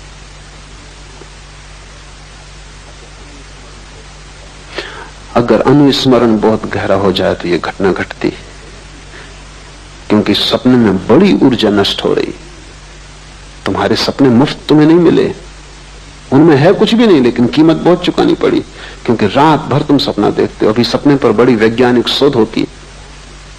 तो वैज्ञानिक कहते हैं कि रात में हर आदमी, साधारण स्वस्थ आदमी, कम से कम 8 सपने देखता है, और एक सपने का अंतराल करीब करीब 15 मिनट का होता है। एक सपना 15 मिनट। तो 8 सपने का मतलब हुआ कि कम से कम 2 घंटे रात सपना देखा जा रहा है। और ये बिल्कुल सामान्य स्वस्थ आदमी जिसमें कोई मानसिक विकार नहीं, ऐसा आदमी खोजना मुश्किल है। आम आदमी तो रात के 8 घंटे की नींद में करीब करीब 6 घंटे सपना देखता है। ये 6 घंटे जो सतत सपने की धारा भीतर चल रही है, इसमें तुम्हारी शक्ति नष्ट हो रही है। ये मुफ्त नहीं है, ये तुम खरीद रहे हो अपने जीवन को देकर। मंत्र इस शक्ति को राम में केंद्रित कर लेता है, या कृष्ण में, या क्राइस्ट में, या ओंकार में, कोई भी शब्द काम दे देगा। कोई जरूरत नहीं है भगवान का नाम, खुद का नाम भी अगर तुमने दोहराया तो काम दे देगा। अंग्रेज कवि हुआ टेनिसन, उसने अपने संस्मरणों में लिखा है कि मुझे बचपन से ही न मालूम कैसे ये हो गया कि जब मुझे नींद ना आती थी तो मैं अपने को जोर जोर से कहता था टेनिसन टेनिसन टेनिस, और मुझे नींद आ जाती। फिर मुझे तरकीब हाथ पड़ गई कि जब भी मैं बेचैन होता तो मैं भीतर कहता टेनिसन टेनिसन टेनिसन, मेरी बेचैनी खो जाती। फिर मैंने इसका मंत्र बना लिया। अपना ही नाम भी अगर तुम लोगे तो उतना ही लाभ हो सकता है, हालांकि होगा नहीं, क्योंकि तुम्हें अपने नाम पर उतना भरोसा नहीं हो सकता। बाकी फर्क कुछ भी नहीं। राम कहो, रहीम कहो, उससे कोई फर्क नहीं पड़ता। कोई भी नाम हो, उससे कोई फर्क नहीं पड़ता। सवाल नाम का नहीं, शब्द सभी एक जैसे हैं और सभी नाम परमात्मा के। तुम्हारा नाम भी, कोई भी एक शब्द को पकड़ के अगर दोहराया जाए तो उसका एक संगीत भीतर पैदा हो जाता है, एक ध्वनि पैदा हो जाती। उस ध्वनि में स्वप्न की जो ऊर्जा है वो लीन हो जाती। मंत्र स्वप्नों को नष्ट करने के उपाय हैं। उनसे कोई परमात्मा को नहीं पाता, लेकिन स्वप्न को नष्ट करना परमात्मा को पाने के मार्ग पर बड़ा कदम है।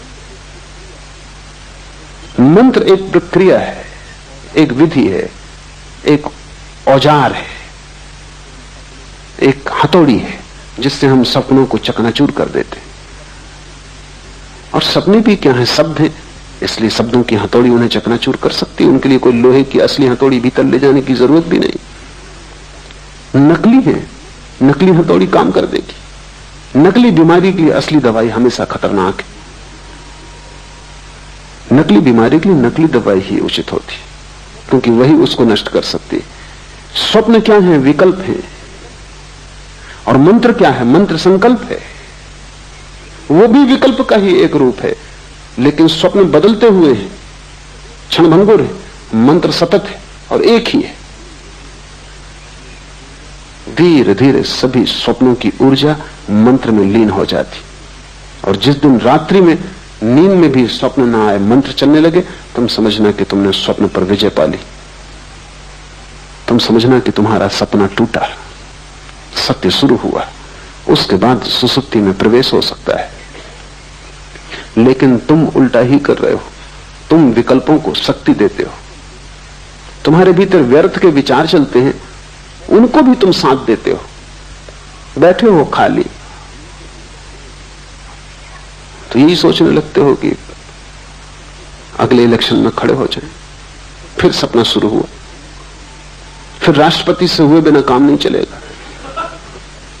फिर तुम सपने में राष्ट्रपति हो जाते हो, स्वागत समारोह हो रहे हैं और तुम इस सबको रस ले रहे हो। और तुम कभी भी नहीं सोचते कैसी मूढ़ता है, क्या तुम कर रहे हो। तुम एक व्यर्थ के विकल्प को ऊर्जा दे रहे हो, साथ दे रहे हो। और ऐसे ही व्यर्थ के विकल्पों से भरा हुआ तुम्हारा चित्त है। अगर हम आदमी के जीवन की पूरी खोजबीन करें तो 99% इसी तरह के सपनों में खो जाता है। धन के सपने, साम्राज्य के सपने, शक्ति के सपने। तुम पा भी लोगे तो क्या मिलेगा। अमेरिका का एक बहुत प्रसिद्ध प्रेसिडेंट हुआ, काल्विन कूलिच। बड़ा शांत आदमी था, भूल से ही वो राष्ट्रपति हो गया। क्योंकि उतने शांत आदमी उतनी अशांत जगहों तक पहुंच नहीं सकते।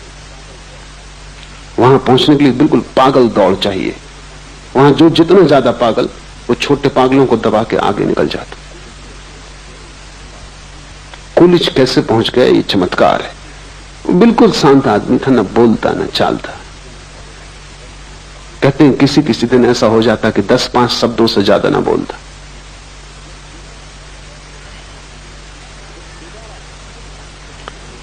जब दोबारा फिर राष्ट्रपति के चुनाव का समय आया तो मित्रों ने कहा कि तुम फिर खड़े हो जाओ। उसने कहा कि नहीं। तो उन्होंने कहा कि क्या बात है, पूरा मुल्क राजी है तुम्हें फिर से राष्ट्रपति बनाने को। उसने कहा अब नहीं, एक बार भूल हो गई, काफी। पहुंच के कुछ भी न पाया। अब 5 साल और खराब मैं न करूंगा। और फिर राष्ट्रपति के आगे बढ़ती का कोई उपाय भी नहीं है। जो रह चुके, अब उसके आगे जाने की कोई जगह भी नहीं है। जगह होती आगे तो शायद सपना बना रहता। इसलिए तुम्हें पता नहीं, जो लोग सफल हो जाते हैं सपनों में, उनसे ज्यादा असफल आदमी खोजना मुश्किल है। क्योंकि सफलता के आखिरी कगार पर उन्हें पता चलता है जिसके लिए दौड़े, भागे, पा लिया, यहां कुछ भी नहीं है। यद्यपि अपनी मूढ़ता छिपाने को वो पीछे जो लोग अभी भी दौड़ रहे हैं उनकी तरफ देख कर मुस्कुराते रहते हैं, हाथ हिलाते रहते हैं, विजय का प्रतीक बताते रहते हैं। वो हार गए और विजय का प्रतीक बताते रहते हैं जो पीछे ना समझ अभी और दौड़ रहे हैं। अगर दुनिया के सभी सफल लोग ईमानदारी से कह दें कि उनकी सफलता से उन्हें कुछ भी ना मिला है, तो बहुत से व्यर्थ सपनों की दौड़ बंद हो जाए। लेकिन ये उनके अहंकार के विपरीत है कि वो कहें उन्हें कुछ भी नहीं मिला। पीछे तो वो यही बताते रहते हैं कि उन्होंने परम आनंद पा लिया है। वो जिसकी पूंछ कट गई हो वो दूसरों की पूंछ कटवाने का इंतजाम करता रहता, अन्यथा पूंछ कटा अकेला होगा तो बड़ी गिलानी होगी, सबकी कट जाए।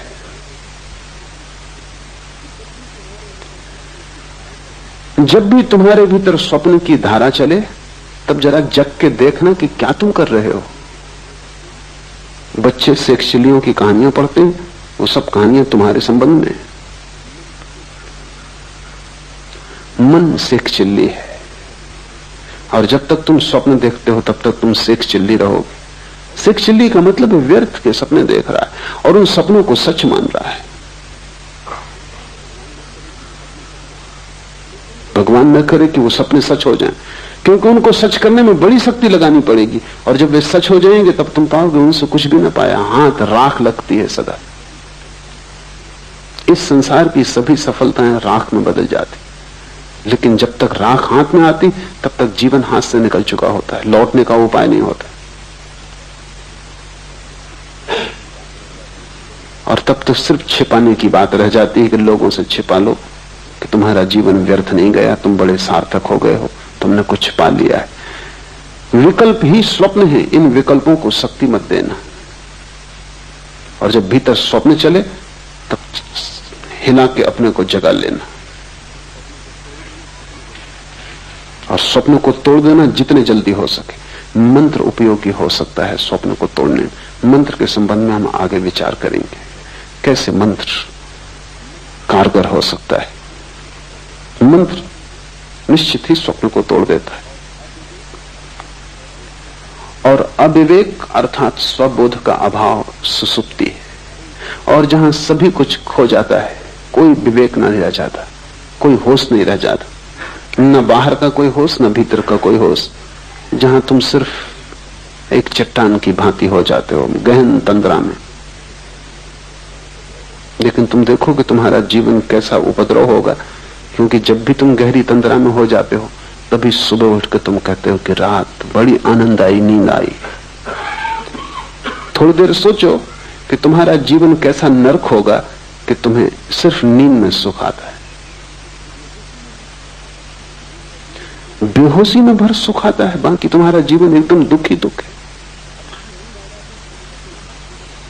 अच्छी नींद आ जाती तो तुम कहते हो काफी हो गया, और नींद का अर्थ है बेहोशी।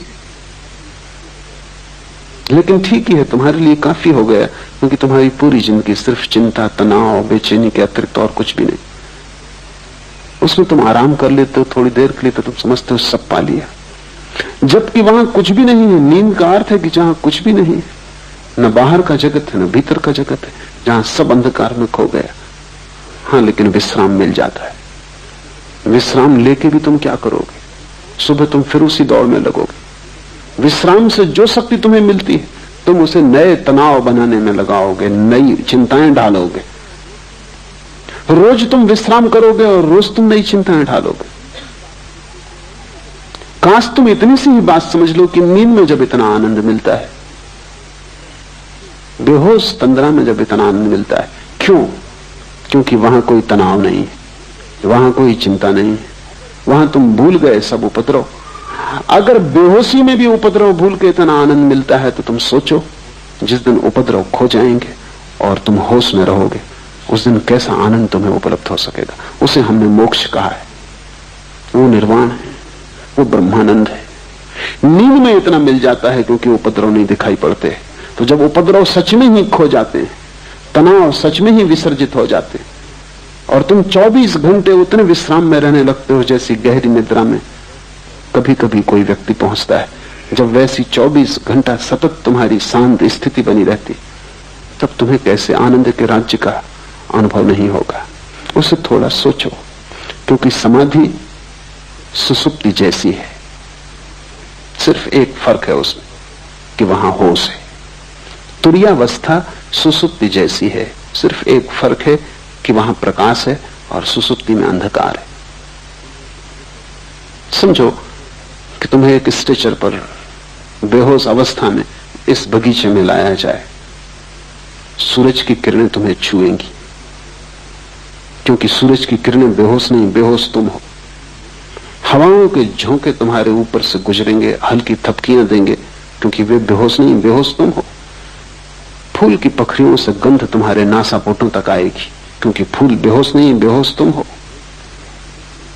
सुबह की पड़ी हुई ओस की ताजगी तुम्हें छुएगी, क्योंकि ओस बेहोश नहीं है, बेहोश तुम हो। सब घटित होगा, लेकिन तुम्हें कुछ भी पता नहीं है। 2 घंटे बाद जब तुम होश में आओगे, तुम कहोगे बड़ा विश्राम था। इस विश्राम में उस ओस का भी दान होगा, फूल की गंध का भी, सूरज की किरण का भी, हवा के झोंकों का भी, लेकिन उनका तुम्हें कुछ भी पता नहीं। तुम बेहोश थे, तब भी तुम लौट के होश में आके कहते हो बड़ा सुख आया।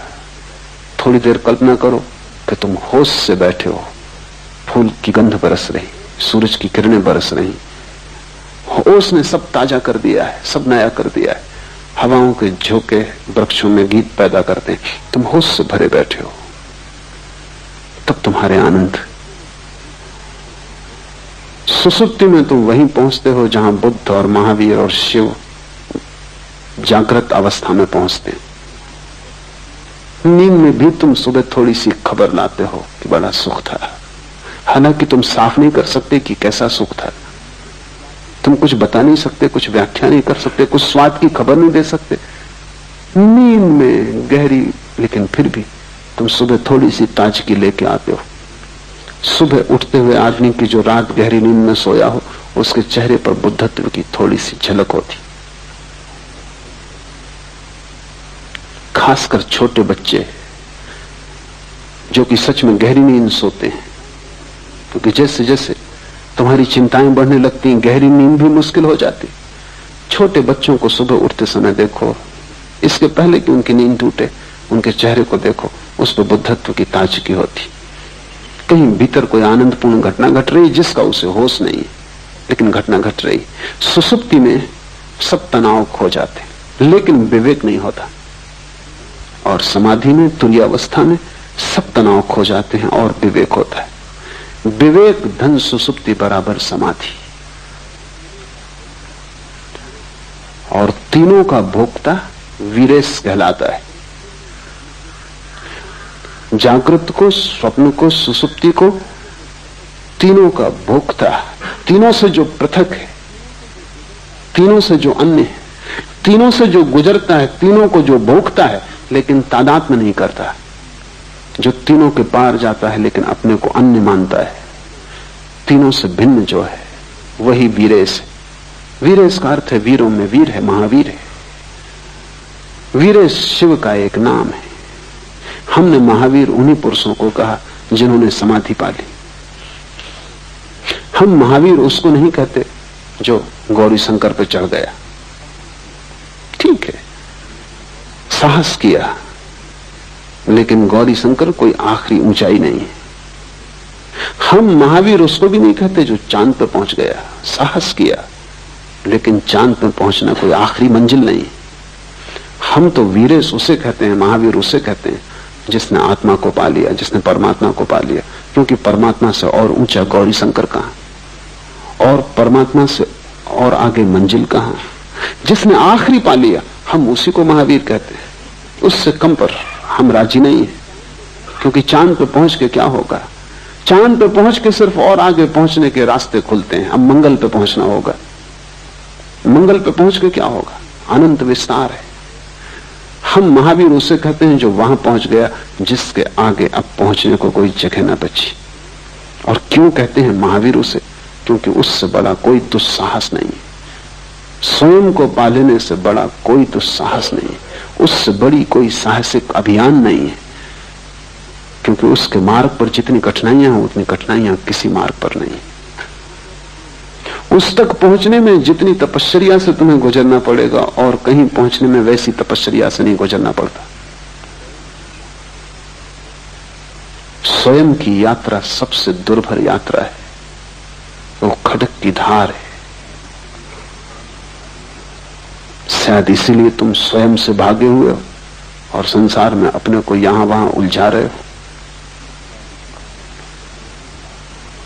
शायद इसी कारण आत्मज्ञान की बात मन को पकड़ती भी है, फिर भी तुम हिम्मत नहीं जुटाते। कहीं कोई डर पकड़ लेता है। कठिन है, अकेले जाना होगा। सबसे बड़ी कठिनाई तो यह है कि दुनिया में सब जगह तुम किसी के साथ जा सकते हो, सिर्फ एक जगह है जहां तुम्हें अकेले जाना होगा। वहां पत्नी साथ ना होगी, भाई साथ ना होगा, मित्र साथ ना होगा, गुरु तक भी वहां साथ नहीं हो सकता, सिर्फ इशारा कर सकता है। बुद्ध ने कहा है, बुद्ध इशारा करते, जाना तुम्हें होगा। और अकेले होने में डर लगता है।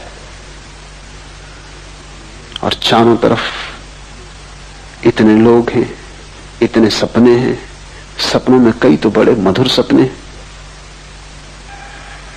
उनमें बड़ा रस है। उन सबको तोड़कर, इस सब सपने के जाल को गिराकर सत्य की यात्रा पर थोड़े से दुर्लभ लोग निकलते हैं। उनमें से भी बहुत से बीच यात्राओं से वापस लौट आते हैं। लाखों में एक उस यात्रा पर जाता है, क्योंकि बड़ी कठिन है, और लाखों जाते हैं, उनमें से कोई एक पहुंच पाता है। इसलिए हमने उस अवस्था को वीरेश कहा है। 3 के पार जो चौथा तुम्हारे भीतर छिपा है, वही गौरी शंकर है, वहीं पहुंचना है। और पहुंचने का रास्ता यह है कि तुम जागने में और जागो। अभी तुम कुनकुने हो, जलती हुई लपट हो जाओ जागरण की, ताकि ये लपट स्वप्न में प्रवेश कर जाए। स्वप्न में भी जागो ताकि स्वप्न टूट जाए। स्वप्न में इतने जागो कि जागने की एक किरण सुसुप्ति में भी पहुंच जाए। बस जिस दिन तुम सुसुप्ति में दिया लेके पहुंच गए, तुमने वीरेश होने का द्वार खोल लिया, तुमने मंदिर पर पहली दस्तक दी। आनंद आनंद है, लेकिन बीच का मार्ग चलना ही पड़े, कीमत चुकानी ही पड़े। और जितना बड़ा आनंद पाना हो, उतनी बड़ी कीमत चुकानी पड़ेगी। सस्ता कोई सौदा नहीं हो सकता। बहुत लोग सस्ते सौदे की कोशिश भी करते हैं, बहुत लोग शॉर्टकट खोजते हैं। उनको शोषण करने वाले गुरु भी मिल जाते हैं जो कहते हैं कि बस इससे सब हो जाएगा, कि तुम ये ताबीज बांध लो, कि तुम मुझ पे भरोसा रखो, बस कि तुम दान कर दो, पुण्य कर दो, कि तुम मंदिर बना दो। ये सब सस्ती बातें हैं, इनसे कुछ हल होने वाला नहीं। इनसे सिर्फ तुम धोखे में पड़ते हो।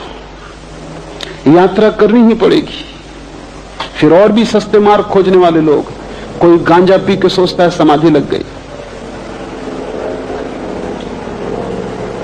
कोई भंग खा के सोचता है कि ज्ञान उत्पन्न हो गया। हजारों साधु सन्यासी हैं, गांजा, अफीम, भंग का उपयोग कर रहे हैं। अभी पश्चिम में उनका प्रभाव बहुत बढ़ गया, क्योंकि पश्चिम में और भी अच्छे मादक द्रव्य खोज लिए गए। हसीस, मारिजुआना, एलएसडी और भी वैज्ञानिक केमिकल खोज लिए गए, जिनका तुम एक इंजेक्शन ले लो और तुम समाधिस्थ हो गए। एक गोली ले लो, समाधि उपलब्ध हो गई। जैसे तत्क्षण काफी तैयार की जा सकती है, वैसे तत्क्षण समाधि भी तैयार की जा सकती है। काश इतना सस्ता होता, और काश नशे में खोने से कोई ज्ञान को उपलब्ध होता, तो सारी दुनिया कभी की हो गई होती। इतना सस्ता नहीं है, लेकिन सस्ते की खोज मन करता है। मन चाहता है किसी तरह बीच का रास्ता कट जाए और हम जहां हैं वहां से हम सीधे मोक्ष में प्रवेश कर जाएं। बीच का रास्ता नहीं कट सकता, क्योंकि इस रास्ते से गुजरने में ही तुम्हारा मोक्ष आएगा। क्योंकि रास्ता सिर्फ रास्ता नहीं है, रास्ता तुम्हारा विकास भी है। यही तकलीफ है। बाहर तो हो सकता है लंदन से हवाई जहाज उठता है, सीधा बंबई उतर जाए, बीच का रास्ता काट दिया। लेकिन लंदन से जो आदमी बैठा वो बंबई में वही आदमी उतरेगा जो लंदन से बैठा था। कोई दूसरा आदमी नहीं उतर सकता, उसमें कोई विकास नहीं हुआ। ये यात्रा बाहर की है, लेकिन तुम जहां हो यहां से मोक्ष में उतरने का कोई हवाई यात्रा नहीं हो सकती। और जो भी कहते हो सकती है वो धोखा देते, क्योंकि ये यात्रा एक बिंदु से दूसरे बिंदु की यात्रा नहीं है, एक जीवन स्थिति से दूसरे जीवन स्थिति में प्रवेश है। बीच के मार्ग से गुजरना ही होगा, क्योंकि उस गुजरने में ही तुम निखरोगे, जलोगे, बदलोगे। उस गुजरने की पीड़ा से ही तुम्हारा विकास होगा। वो पीड़ा अनिवार्य है, उस पीड़ा से गुजरे बिना कोई वहां नहीं पहुंच सकता।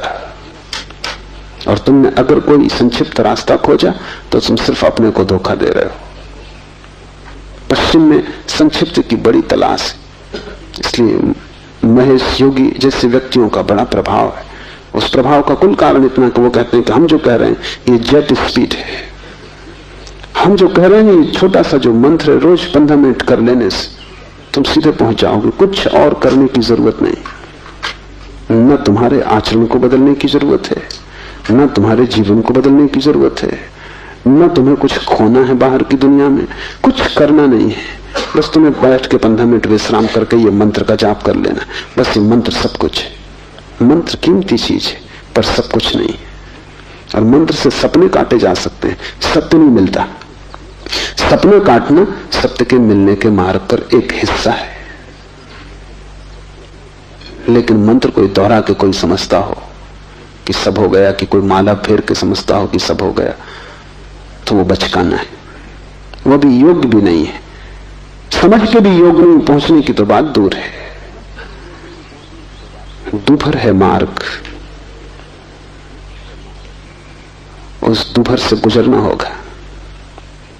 और इसलिए ये सूत्र कहता है उद्यम चाहिए, इतनी महान प्रयत्न करने की आकांक्षा चाहिए, अभीप्सा चाहिए कि तुम अपने को पूरा दांव पर लगा दो।